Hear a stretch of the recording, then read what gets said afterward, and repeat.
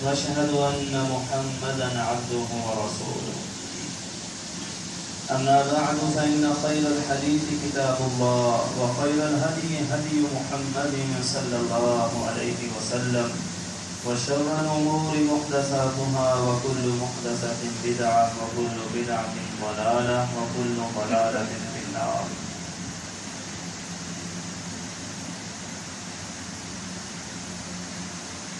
آج کے 10 ذی الحجہ کے کرنے والے جو کام ہیں، نماز عید کی ادائیگی اللہ کے فضل و کرم سے ہم نے کر دی ہے۔ اس کے بعد قربانی پیش کرنی ہے، اور قربانی پیش کرنے کے لیے جو شرائط ہیں وہ مد نظر رکھنی چاہیے۔ سب سے پہلی چیز اخلاص ہے۔ یہ عمل خالص اللہ رب العزت کے لیے ہونا چاہیے۔ کسی قسم کی کوئی ریاکاری، کوئی دکھلاوا یہ ذہن میں نہیں آنا چاہیے۔ عمل کرنے سے پہلے انسان کو اپنی نیت، اپنا ارادہ، اس کا جائزہ لے لینا چاہیے کہ کہیں شیطان کسی غیر کا وسوسہ کو ذہن میں نہ ڈال دے کہ عمل کرتے ہوئے کسی غیر کو خوش کرنا، لوگوں کو خوش کرنا، یہ میرے ذہن میں بات نہ آ جائے۔ یہ خالص اللہ رب العزت کی رضا کے لیے عمل کرنا ہے۔ جتنے بھی اعمال ہیں وہ سارے کے سارے اللہ رب العزت کی رضا کے لیے ہی ایک انسان مومن کو کرنے چاہیے۔ اللہ کے لیے کیا ہوا عمل ہی انسان کے لیے نجات کا ذریعہ ہے، اس کے درجات کی بلندی کا ذریعہ ہے۔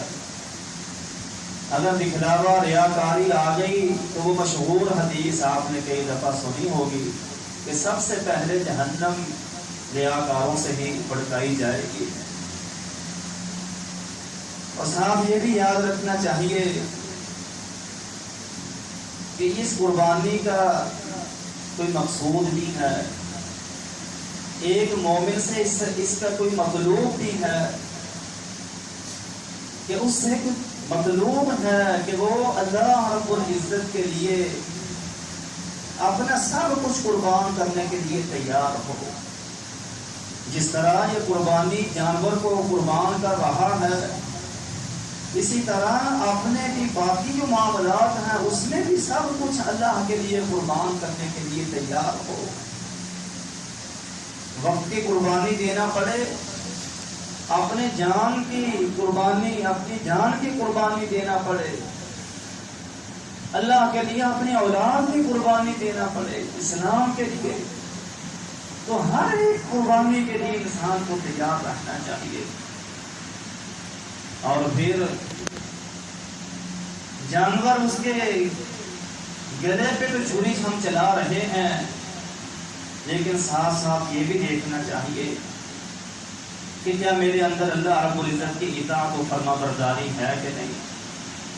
جیسے کہ پچھلے خطبات میں بھی اس بات کی طرف نشاندہی کی گئی تھی جمعہ کے خطبات میں، آج پھر دوبارہ اس کو دہراتا ہوں کہ نماز کے لیے انسان، اللہ رب العزت نے 5 وقت کی نماز فرض کی ہے، اللہ کے لیے اس پہ غور و فکر کرنا چاہیے۔ جو نماز نہیں پڑھتے، ایک جانور کے گلے پہ تو چھری چلا رہے ہیں لیکن اپنے آپ کو نمازی نہیں بنا رہے، تو سوچنا چاہیے کہ کیا یہی اطاعت ہے، فرما برداری ہے۔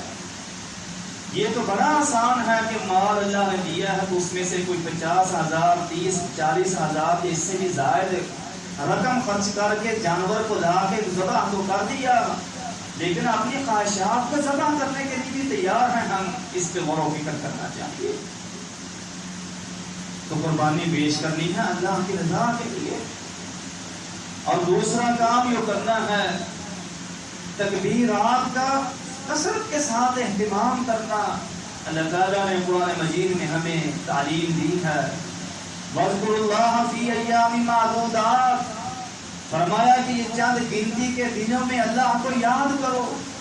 اور مفسرین نے اس کا معنی بیان کیا ہے کہ یہ معدودات چند جو گنتی کے دن ہیں یہ کون سے ہیں؟ یہ 10 ذی الحجہ بھی، اور بلکہ دوسرے مقام میں وَاذْكُرُوا اللَّهَ فِي أَيَّامٍ مَعْلُومَاتٍ، معلوم دنوں کے اندر اللہ رب العزت کا ذکر کرو۔ تو معلوم دنوں سے یہ ذی الحجہ کے 10 دن یہ معلوم دن ہے، تو اس میں اللہ رب العزت کا ذکر کثرت کے ساتھ کرنا، جیسے کہ صحابہ کرام تکبیرات کے اہتمام پہلی ذی الحجہ سے ہی شروع کر دیا کرتے تھے، ہمارے اندر یہ کمی کوتاہی پائی جاتی ہے۔ اور پھر وَاذْكُرُوا اللَّهَ فِي أَيَّامٍ مَعْدُودَاتٍ، یہ گنتی کے چند دن اس میں اللہ رب العزت کو یاد کرو۔ تو یہ ایام تشریق ہیں، 11 ذی الحجہ، 12 ذی الحجہ اور 13 ذی الحجہ۔ تو 10 ذی الحجہ آج اور اس کے بعد کے 3 دن اس میں کثرت کے ساتھ اللہ کو یاد کرنا، تکبیرات کا اہتمام کرنا، اس کی ہمیں تعلیم دی گئی ہے، اس کا ہمیں درس دیا گیا ہے قرآن مجید کے اندر۔ تو اس کو نہیں بھولنا چاہیے، اس میں کبھی کوتاہی نہیں ہونی چاہیے۔ اور پھر اس کے بعد جو آج کرنے کے کام ہیں ان میں سے ایک یہ ہماری خوشی کا دن ہے، جیسا کہ رسول اللہ صلی اللہ علیہ وسلم مکہ سے مدینہ تشریف لائے تو انصار سال کے اندر 2 دن منایا کرتے تھے، خوشی کے دن مناتے تھے۔ آپ صلی اللہ علیہ وسلم نے پوچھا کہ یہ کیا ہے؟ تو کہنے لگے کہ یہ ہمارے خوشی کے تہوار ہیں۔ تو فرمایا کہ اللہ رب العزت نے تمہارے ان 2 دنوں کے بدلے تمہیں بہتر 2 دن دے دیے ہیں، وہ ایک عید الفطر ہے اور ایک عید الاضحیٰ ہے۔ یہ ہماری خوشی کا دن ہے، اور اس میں رسول اللہ صلی اللہ علیہ وسلم سے صحابہ کرام سے ثابت ہے کہ آپ صلی اللہ علیہ وسلم صحابہ کرام کھیل پیش کرتے، جیسا کہ وہ حبشی مسجد کے اندر جنگی کھیل پیش کر رہے تھے، اور رسول اللہ صلی اللہ علیہ وسلم اپنے حجرہ مبارک میں کھڑے ان کو دیکھ رہے تھے، اور وہ آپ کی زوجہ محترمہ آپ کے کندھوں کے پیچھے کھڑے ہو کر آپ کی اوٹ میں اس کھیل کو دیکھ رہی تھی۔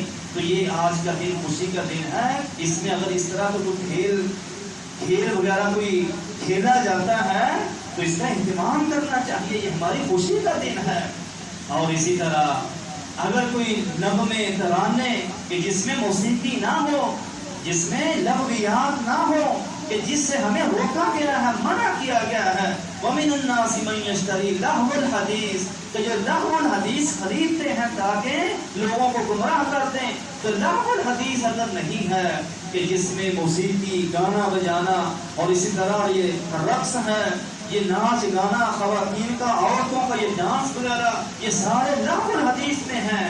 ان سے پاک اگر کوئی مجلس ایسی قائم کی جاتی ہے کہ جس میں جو ہے وہ نغمے پڑھتے ہیں یا اسی طرح ترانے جو وہ پڑھے جاتے ہیں، ایسی مجلسیں قائم کی جا سکتی ہیں، جیسا کہ رسول اللہ صلی اللہ علیہ وسلم کے گھر کے اندر 2 چھوٹی بچیاں وہ انصار کے جنگی اشعار تھے، ترانہ تھا، وہ پڑھ رہی تھی رسول اللہ صلی اللہ علیہ وسلم کے گھر میں۔ حضرت عائشہ کے پاس وہ آئی رضی اللہ تعالی عنہا، ان کے پاس ابوبکر صدیق رضی اللہ تعالی عنہ آئے، غصے ہوئے کہ رسول اللہ صلی اللہ علیہ وسلم کے گھر میں یہ کیا کر رہی ہیں؟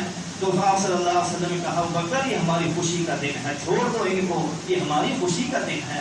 تو اگر اس طرح کی کوئی مجلس قائم ہوتی ہے تو جائز نہیں ہے، لیکن یہ یاد رکھنا چاہیے کہ جن سے اللہ نے روکا ہے وہ نہیں ہونا چاہیے کہ جس میں جو ہے وہ موسیقی ہے، گانا بجانا ہے، رقص ہے، اسی طرح ڈانس وغیرہ ہے، یہ نہیں ہونا چاہیے۔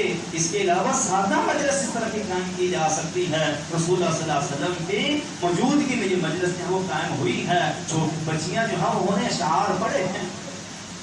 اور اس کے ساتھ ساتھ آج کے دن جیسے یہ خوشی کا دن ہے، اس میں نفرتیں، آپس کے اندر بغض اور کینے، حسد، یہ دلوں سے نکال دینے چاہیے۔ اگر کسی کے ساتھ بول چال ختم ہے، یہ معاشرے میں جہاں انسان رہتا ہے، انسان کی فطرت ہے کہ غصہ انسان کو آ جاتا ہے، کوئی جھگڑا ہو جاتا ہے اپنے گھر کے اندر، رشتہ داروں کے ساتھ، خاندان کے اندر، انسان کے غصے فطرت ہے غصہ، لیکن ہمیں یہ روکا گیا ہے کہ غصہ فطرت ہے، آ جاتا ہے لیکن اس کو کنٹرول کرنا چاہیے۔ لیکن پھر بھی اگر جو ہے کسی کو زیادہ ہی غصہ آ گیا ہے، وہ کسی اپنے بھائی سے، اپنے عزیز و اقارب سے غصے کا اظہار کرتا ہے، بول چال ختم کرتا ہے، تو 3 دن کی اجازت ہے کہ 3 دن تک اس سے غصے کا اظہار کر سکتا ہے، بول چال ختم کر سکتا ہے۔ 3 دن سے زیادہ اس سے ناراض رہنا یہ کسی مسلمان کے لیے جائز نہیں ہے۔ رسول اللہ صلی اللہ علیہ وسلم کا فرمان ہے کہ لا یحل لمسلم ان یہجر اخاہ فوق 3 لیال، کہ کسی مسلمان کے لیے جائز اور حلال نہیں ہے کہ 3 دن سے زیادہ اپنے کسی مسلمان بھائی کو چھوڑے رکھے، اس سے ناراضگی کا اظہار کرتا رہے، اس سے بول چال ختم کر کے رکھے۔